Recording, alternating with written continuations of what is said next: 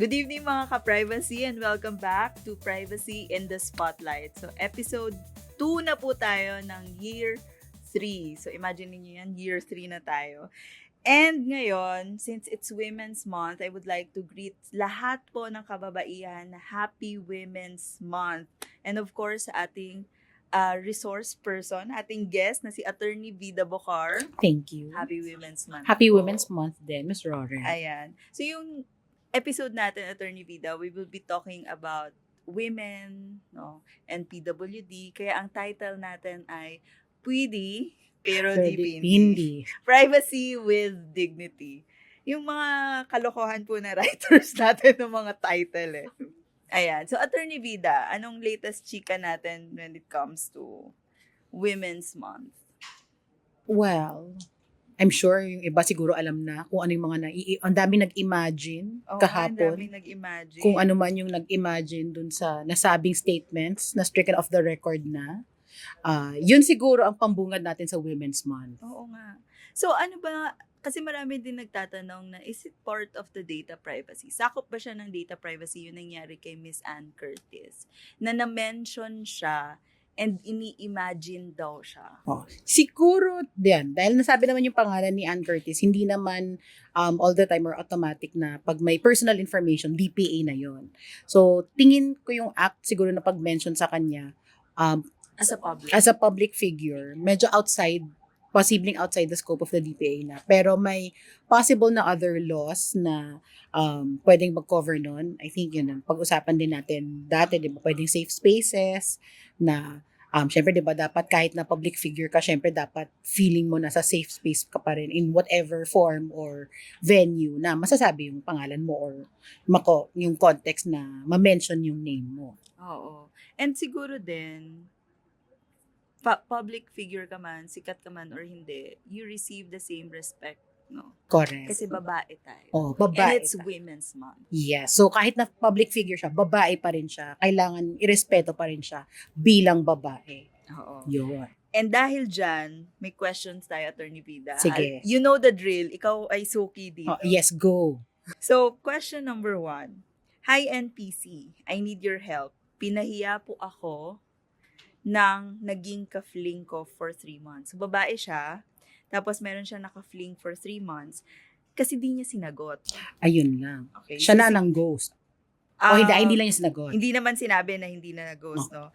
Pero, di niya sinagot. Siguro nanliligaw, tapos di niya sinagot.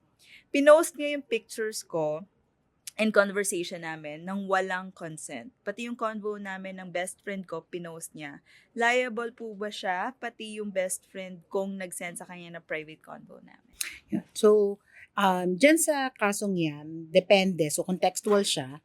If yung screenshots na sabi na namin sa isang advisory opinion, if yung screenshots or conversations, may tawag na namin personal information. So, if my name, or kahit nickname, may pictures na na-identify na itong taong to talaga siya, and na-upload yon nang walang consent nung tao na nire-refer niya, may possible na DPA violations na yon kasi nakaka-identify na siya ng individual. And syempre, dahil siya yung part ng conversation, dapat may consent din niya kung i-upload man yun or i-share yon. Pero if yung conversations mismo na na-upload, walang identifiable or walang personal information naman dun sa mga na-upload na screenshots, pwedeng may violation pa rin siya, pero hindi na DPA violation yon. So, may iba naman, may cybercrime, may cyber libel. So, marami pa. Marami pa namang iba. So, pero hindi na siya considered, pwedeng hindi na siya makonsider na DPA violation if walang na-identify dun sa mga na-screenshots or na-share. And hindi ito bago kasi remember, few months ago, parang meron ding nangyari na pinost yung video ng babae. Yes. Kasi daw may ibang kasama. Di ba yung I think nasa kotse pa nga yata yung mga screenshots nila or yung mga photos. Oo, yun yung tinatawag nilang revenge. I cannot say the word, pero parang pinupost yung mga intimate videos and pictures. Ayun. Yun, sakop yun ng DPA. Kasi Sakop ng DPA lalo na yun. kung ma-identify yung tao. Yes, lalo na kung nilagay niya si ganito, di ba, yung moments with, tas may name. Oo, tapos pinapahiya. Pinapahiya niya talaga. Saka alam natin, may malicious intent talaga na in-upload ko to para yun, either mapahiya or kung yung revenge, Kung ano ano nga man. man yan, kung ano man yon. Kung yung hindi ko masabi yung word. Baka maano tayo. Okay. So, Attorney Vida, next question naman, no? Ito naman is for PWDs. So, hi NPC. PWD po ako, person with disability. Minsan, kapag pumasok ako sa building, hinihingi po yung PWD ko, tapos pinipicturan gamit ng personal phone ng guard. Okay po ba yun? Safe po ba yun? So, yun. Ideally, or in theory, dapat hindi sana pinipicturean yung PWD IDs and yung mga IDs in general. Kasi inaano namin na kung may tinatawag tayong principle of proportionality na kung ano lang yung dapat na kailangan nyo, for instance, i-identify na ito may disability ako. Kung makikita naman yung at face value na authentic naman or may ID na nagpo-prove na may disability siya, dapat sufficient na yon. Pero minsan kasi may ibang laws na nagre-require talaga na may scanned copy or may actual copying present proof na maipakitang in-avail talaga nila. Depende na sa guidelines ng company na nangongolekta ng IDs or nagpe-present nun. Pwede namang may instances na pwedeng i-collect nila, pero once na dapat na na-collect na nila, may security measures din sila. So, kung nagpipicture, let's say, gaya ng personal phone ng guards, dapat may obligation sila na siguraduhin kumbaga hindi lalabas yon dun sa ibang sites or ibang At areas. hindi pwedeng gamitin. Yes, other than kung i-verify lang na ito yung tao talaga nag-present ng ID. And ang mga PWD IDs, since this is issued by the government, it's considered sensitive personal information. Yes, Tama ba? kasi 'di ba yung sa DPA pag may information regarding sa health or medical, parang medically related, considered na siya na sensitive personal information or SPI. So since yung disability is Nakalagay dun sa ID. yes, dun sa ID at ini-indicate syempre health related yun na may disability yung taong to. Natitreat na siya as sensitive personal information dahil yon naka-identify na siya dun sa health-related information nung individual na yon. At separate ito doon sa mga security guards. Separate issue pa, yung sa mga security guards na nagpapaiwan ng government ID. Yes. Kaklaro lang namin, no? May circular din po tayo. Yes. May circular din tayo dun na kung magpapaiwan kayo ng IDs, dapat pwedeng ibang IDs apart from government issued ID. Kasi 'di ba, may ibang government issued IDs talaga na may sensitive personal information din. So Pero government IDs is considered sensitive in nature. yes, yung kasi in this instance, if may specific number na ini-issue yung government ID na yon, yan, treated na siya as sensitive or categorized na siya as sensitive personal information. Kasi naalala ko, merong nagpaiwan, kailangan passport. Diba? Yung mga ganyan, may sensitive personal information na doon. Yes. So, ayan. Next naman, Attorney Vida. Pumila po ako sa drugstore para bumili ng maintenance medicine ni nanay. Nagulat ako dahil malakas na sinigaw ng pharmacist sa harap ng maraming tao. Ma'am, para po ba ito sa senile dementia ng nanay niyo? Sobrang napahiya po ako on behalf of my mom. Privacy violation po ba ito? So, yan, health-related information din yung napag-uusapan, di ba? Tapos sa nanay, syempre, sensitive na talaga siya na by definition, medyo sensitive pa dahil yung sakit, syempre, ayaw naman nating kumbaga ikalat or i-announce sa buong mundo. Pero depende pa rin sa context. If yung hindi naman ma-identify, kumbaga per se, or at the onset na may tao or may specific tao na ma-identify agad nung pag-mention niya dun sa ng gamot or nung sa sickness, pwede hindi pa siya DPA violation kasi kung nasa public sila or marami namang tao doon, pwedeng hindi pa siya outright na DPA violation. Pero if let's say for example, para ba to sa sakit mo? Tapos binigay yung pangalan. Tapos binigay yung pangalan, yun pwedeng DPA violation na yun. Or kasama yung ID tapos medyo nakita yung kasi name. Na-identify yung individual. Yes. So, yun yung mga instances na pwedeng DPA violation na siya. Kasi naka-identify na or ma-associate mo na, ay, ito yung sakit ng individual na to. Or yan, yung nanay niya. So, ito naman, Attorney Vidas. Ito, safe spaces rin. Pero, as in physical environment to, no? Ask ko lang po, naglagay ng CCTV ang kumpanya namin sa loob ng women's locker room. So as in physical space or changing area. Sabi ng HR, para daw ito sa security namin ng mga babae dahil nawawalan daw ng mga gamit. So, Ahay. ano bang, di ba may CCTV tayo na circular? Oo, yun. So, may CCTV circular na tayo.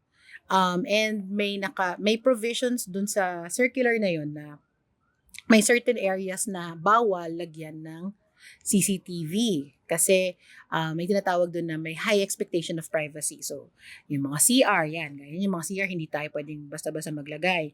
Ang locker rooms, kasama din dun sa prohibition na yun. Kasi syempre, may high Changing expectation of areas. changing areas yun. So, madalas, di ba, lalo na sa mga babae, di ba, magtatanggal tayo ng damit, magpapalit. So, syempre, may literal na violation ng physical privacy ng mga babae. And yan, dahil Women's Month ngayon, syempre we want to respect din na, kumbaga, may karapatan naman yung mga babae doon na i-expect nila na walang mag-i-intrude dun sa privacy or walang magmo-monitor sa kanila kahit na sabihin na natin may nawawala sa changing area yon. So, yan, yung mga areas na mataas or high expectation of privacy, bawal yun sa CCTV circular na lagyan. And if maglagay sila, yan, DPA violation na po yun. Tsaka hindi natin kasi malalaman na after nun, if yung CCTV, dapat kailangan kung sino lang yung allowed na maka-access ng CCTV na yon. Correct. Hindi rin Baka natin alam kung Baka may ma-imagine na naman sila. yes, maraming pwedeng ma-imagine doon. Oo. Mahihirapan na naman tayo at mahihirapan din sila. Yes. So ito, Attorney Vida, last question. May Google form po ang LGU namin para sa mga PWD ayuda. Ang daming tinatanong, SSS number, bank account, pati kung sino yung kasama sa bahay at anong trabaho nila. Kung hindi mo sasagutan lahat, kumbaga kung may mabablanka sigurong space, hindi ka makakapag-submit. So, kailangan po ba talaga hingin yung mga information na yon or pwede bang mag-say no? Ay, pag ganun, na usually ina-advise namin na tanungin nila yung DPO or yung Data Protection Officer ng LGU. Kasi minsan yung iba, yun nga, by default, kung ano lang yung form na nakasanayan nila or nakita nila, yun na yung binibigay din nila sa ibang sa ibang benefits or sa ibang services kahit na hindi naman kailangan. So, minsan kung hindi naman gaya ng mention ko kanina yung sa proportionality, kung hindi naman kailangan yung information na yun, wag na nilang kolektahin or hindi na dapat nila ilalagay sa form. So, kung hindi sila sigurado or sabi nga hindi sila makaka-avail nung ayuda, tanungin muna nila sa DPO nila. Kasi baka mamaya hindi rin alam nung DPO ng LGU na, ay, kinokolekta pala namin to. Dapat every information na kukolektahin po ay justified. Yes. Bakit kailangan kolektahin yung name? Bakit kailangan kolektahin yung address? Address, yung mga kasama sa bahay. Mga kasama So, sa bahay. kasi may ibang laws din, yung, I think, yung gender. yung Kasi gender. may laws din naman. So, yung iba, kaya inasa namin mga kaan sa bahay dahil may community-based monitoring system. So, baka inaalam ilan ang kasama ninyo. Pero, syempre, dapat alam din nila or dapat ilagay nila yung legal basis kung bakit nila kinokolekta yon. So, yon, I suggest kausapin muna nila, hindi na, pwede namang mag-outright yung iba, pag hindi tingin nilang hindi sila satisfied, ayan, pwede nilang i-raise din sa LGU or sa NPC para ma-call yung attention din ng LGU. Kasi baka sobra-sobra. Correct. Or hindi naman talaga kailangan, hindi lang nila alam na, ay, kinokolekta pa rin pala or nilalagay. So, ayan. So, yun yung mga question, Attorney Vida, na na-receive natin. But, meron tong ginawa po tayo na tinatawag nating truth or charot. Parang bonus round. Parang bonus round. So, ito, may mga questions dito. You just have to answer kung tama ba siya or not by saying truth or charot. Charot. Okay. Sige. You may justify kung questionable. Bakit naging Sige. charot yun? Bakit naging charot siya? Sige. Okay. Number 1, truth or charot. Pwede bang i-post ng LGU ang listahan ng mga nabigyan ng ayuda kasamang kanilang full address at sakit for transparency? Charot.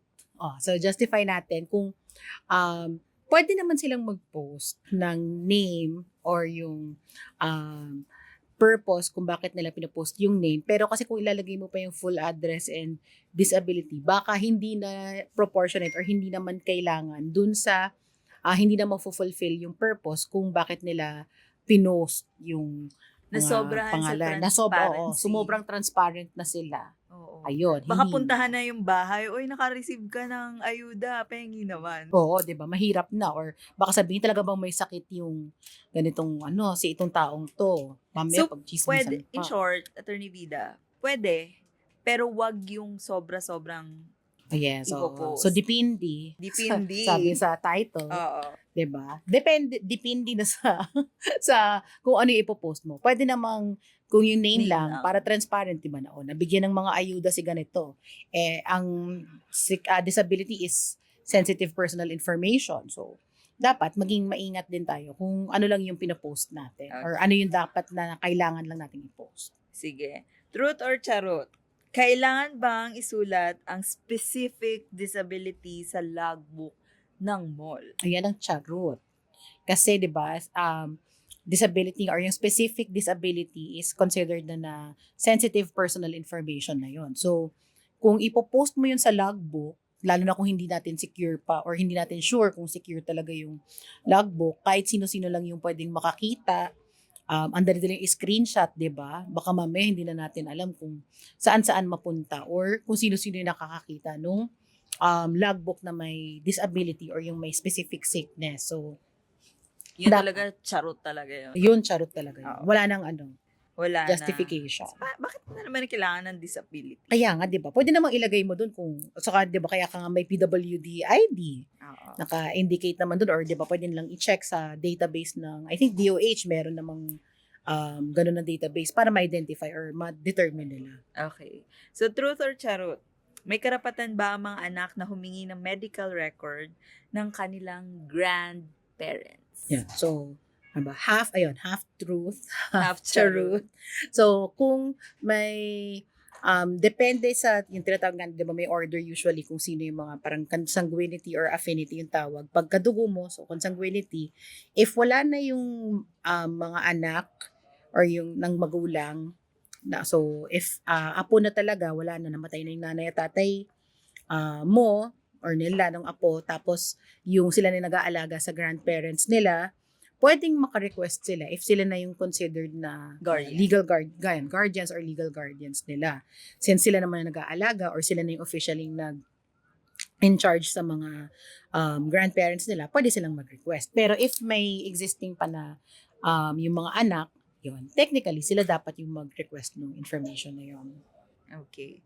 So, last Yes. na, truth or charot? Pwede bang gamitin ng motorcycle driver? Siguro ito ay ang TNVS. Yan, yung TNVS, yes. Ang number mo para i-text ka ng hi, ang ganda mo po. Siyempre, charot. Kasi, di ba, ang purpose lang naman na kaya nakuha ng TNVS rider yung number mo is kontakin ka kung nasa pick-up point ka na or nasa drop-off point ka na. Aside from that, wala na dapat. Aside from that, dapat wala nang kahit nakagano kaganda. Yan yung mga instances na it's best to be left to the imagination. Oo. Diba? Huwag nang sabihin. Oo, huwag mong sabihin or huwag mong i-text na kasi ginagamit mo na yung number or yung information na nakuha mo sa Other than unauthorized that, purpose na or unauthorized processing na yung tinatawag natin, diba? Beyond the original Yes. purpose. Kaya ka lang naman nabigyan ng number para malaman kung nandyan na or nahatid mo na. Other than that, wag na. Iwan na lang natin. Kumbaga, dun lang dapat siya gamitin. Ayan. So, Attorney Vida, this Women's Month celebration, meron ka bang message sa ating mga ka-privacy, sa ating mga kasama sa NPC at of course sa lahat ng mga kababaihan? Yeah, so ngayon po dahil Women's Month ngayon, dapat ang mga kababaihan maging vigilant tayo in protecting our personal information. Yan, lalong-lalo na sa mga PWD na alam nating sensitive talaga yung mga information na regarding our disabilities. So, dapat maging maingat tayo, hindi kung kani-kanino or saan-saan or basta-basta lang natin binibigay or inaabot ang information natin. Dapat maging maingat tayo and protektahan din natin mismo yung personal data natin, mapababae man tayo or mapa-PWD. So, yun lang po ang message natin yan on behalf of NPC and for all women, kung saan man kayong lupalop ng mundo. Ayan. Thank you, Attorney Vida. At tayo na naman po ay nakapagtapos ng isang episode. To know more about the National Privacy Commission, our programs and activities, you may visit our website at privacy.gov.ph. Also, please like us on Facebook at National Privacy Commission, follow us on Instagram and X or formerly Twitter at PrivacyPH. At kung meron naman po kayong mga gustong i-share na kwento, kasi yun yung source natin, Attorney Vida, at tanong na related sa data privacy, you may send us an email via spotlight@privacy.gov.ph. Kita-kits po sa next episode ng Privacy in the Spotlight!